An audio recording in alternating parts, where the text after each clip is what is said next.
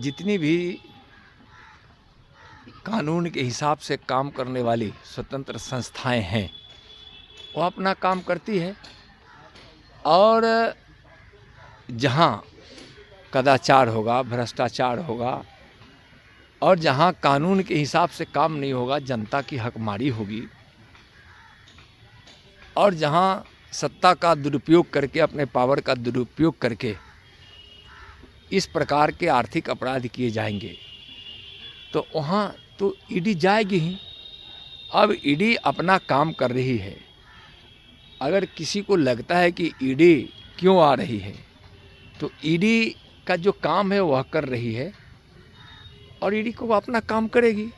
यहाँ अगर कोई कानून सबके लिए बराबर है, अलग अलग कानून नहीं हो सकता कि कोई बड़े ओहदे पे है तो उसके लिए कानून अलग होगा, कोई सामान्य व्यक्ति है, गरीब व्यक्ति है तो उसके लिए कानून अलग होगा। कानून सबके लिए समान है और उस दायरे में जो दोषी होता है उसके पास कानून का हाथ पहुंचता है। बीजेपी का ड्रामा है, उन्होंने कहा बीजेपी, ममता जी ही नहीं, पूरा घमंडिया गठबंधन घबराया हुआ है, इसलिए कि इन लोगों की नीति में हिंदुओं का विरोध करके, सनातन का विरोध करके, तुष्टीकरण की नीति से वोट को इकट्ठा कर अपने सत्ता को बरकरार रखने में हमेशा जो इनकी तैयारी होती थी और जो लगता था कि पूरे भारत की राजनीति इसी पे है और इसका नुकसान जो देश को तुष्टीकरण के कारण मिलता था, जो विभेद पैदा होता था, अब वैसे विभेद पैदा करने वाले लोगों की दुकान बंद होने वाली है, राजनीति समाप्त होने वाली है। इसलिए कि आज सब लोग समझ रहे हैं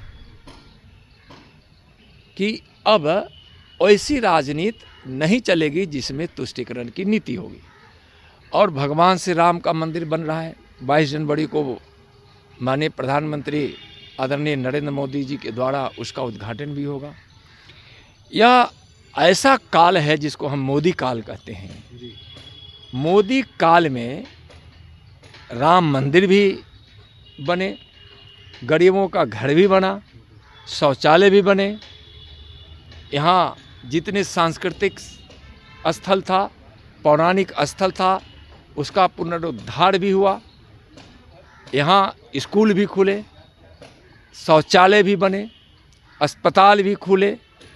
तो आज सब कुछ है से भारतीयों के जीवन स्तर में काफ़ी बदलाव आया है, गरीबी मिट रही है, लोगों के घर में खुशियाँ पहुंच रही है। तो यह लोग कह रहे हैं कि मंदिर से वो लोग राजनीति कर रहे हैं, क्यों भाजपा राजनीति करेगी? और वहाँ जो कार्यक्रम हो रहा है वो कोई भाजपा का कार्यक्रम तो है नहीं, कार्यक्रम तो वहाँ राम जन्मभूमि ट्रस्ट का है।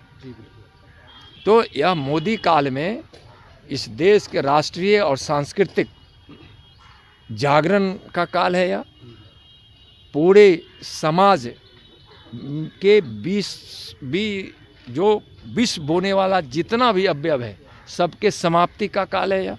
वो लोग घबराए हुए हैं कि अब दुकानदारी उनकी राजनीति की झूठ भ्रष्टाचार पर नहीं चलेगी, फरेब पे नहीं चलेगी, इसलिए सब घबरा हुए, सबकी दुकान बंद होने वाली है। नीतीश जी को साथ लेंगे दोबारा, नीतीश जी को दोबारा साथ लेंगे।